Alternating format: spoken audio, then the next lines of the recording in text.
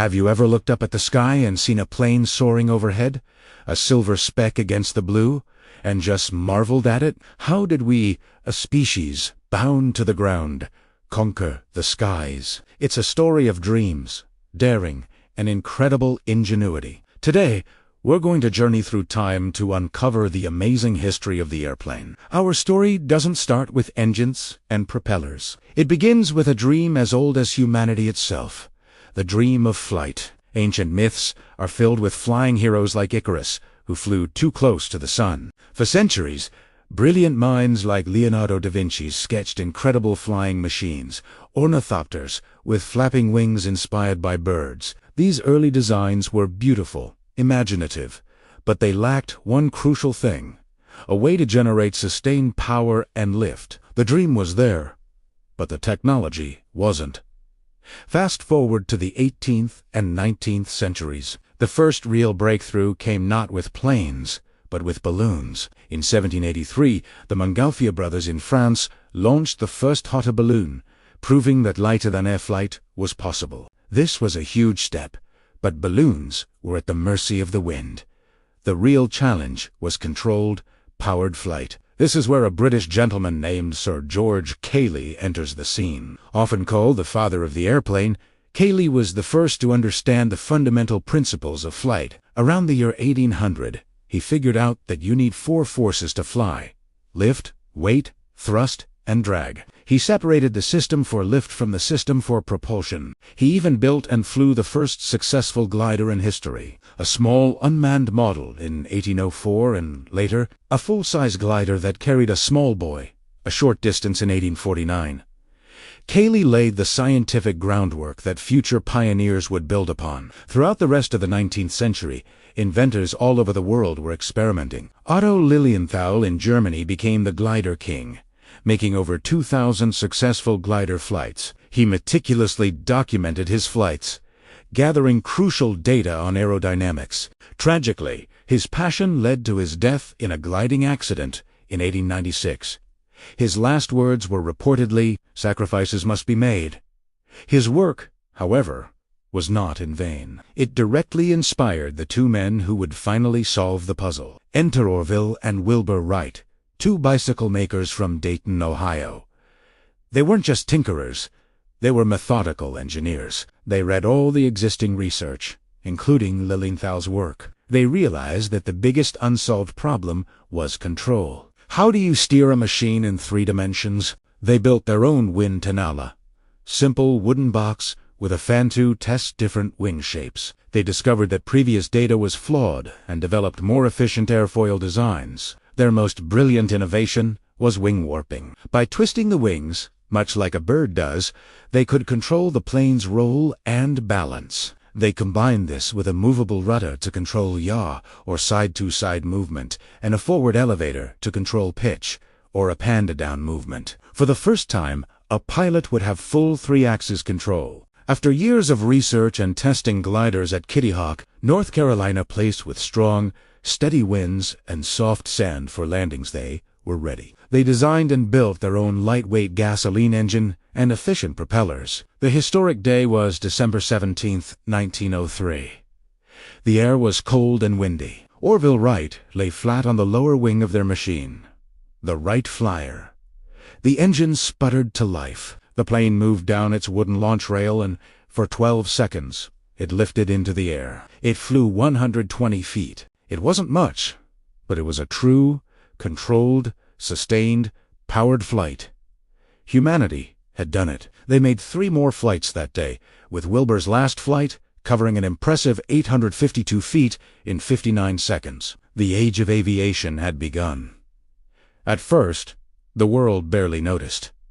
Many were skeptical, but the Wright brothers kept refining their design. By 1905, they had a practical airplane, the Flyer 3, that could fly for over half an hour, banking and circling with ease. Soon, the idea took off globally. In France, pioneers like Louis Blériot made the first flight across the English Channel in 1909, a huge milestone that proved planes weren't just a curiosity but a practical means of transport. Air shows and races captivated the public, and pilots became international heroes. Then came World War I. The war dramatically accelerated airplane development. They went from being used for reconnaissance to becoming deadly fighter planes and bombers. Names like the Sopwith Camel and the Fokker Dr. I, flown by ace pilots like the Red Baron, became legendary. Engines became more powerful, and designs became more specialized and robust. After the war, aviation entered its golden age in the 1920s and 30s.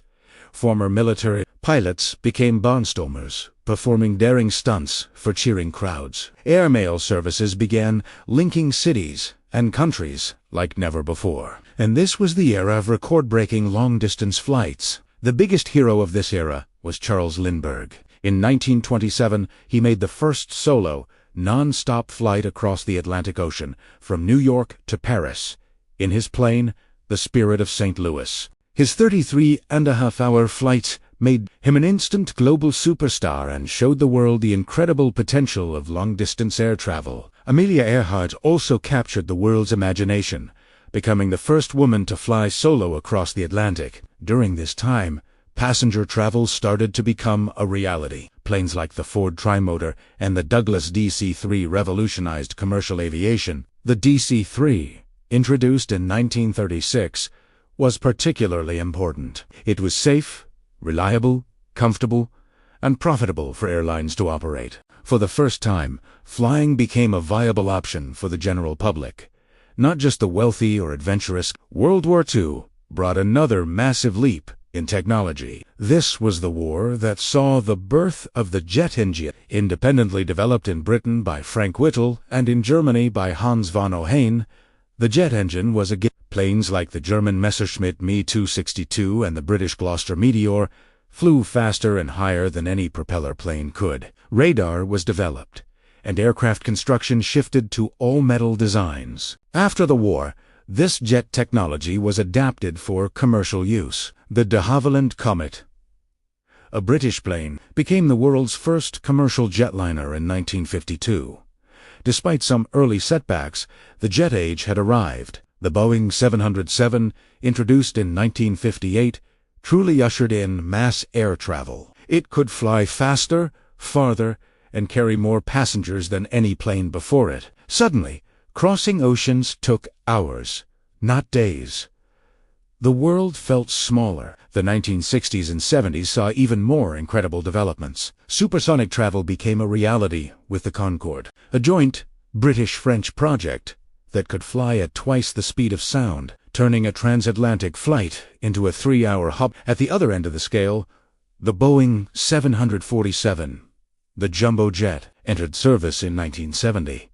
Its massive size and efficiency drove down ticket prices, making international travel accessible to millions. In recent decades, the focus has shifted towards efficiency, safety, and automation. Modern airliners like the Boeing 787 Dreamliner and the Airbus A350 are made from lightweight composite materials. Their advanced engines are quieter and use far less fuel. Cockpits have become digitized glass cockpits, and advanced computers and GPS systems can fly the plane with incredible precision from takeoff to landing. Today, aviation is a cornerstone of our global society. It connects people, powers economies, and enables us to experience the world in ways the Wright brothers could only have dreamed of. From a 12-second hop on a North Carolina beach to millions of people flying safely every single day. The history of the airplane is a powerful testament to human curiosity and our relentless desire to reach for the sky. So next time you're on a flight, looking out the window at the clouds below, take a moment to think about that incredible journey. It is a story that started with a dream and was made real by countless brave and brilliant people who dared to fly. Thanks for watching this journey through aviation history. If you enjoyed it, please give this video a like, and don't forget to subscribe for more stories about the amazing world of science and engineering. See you next time.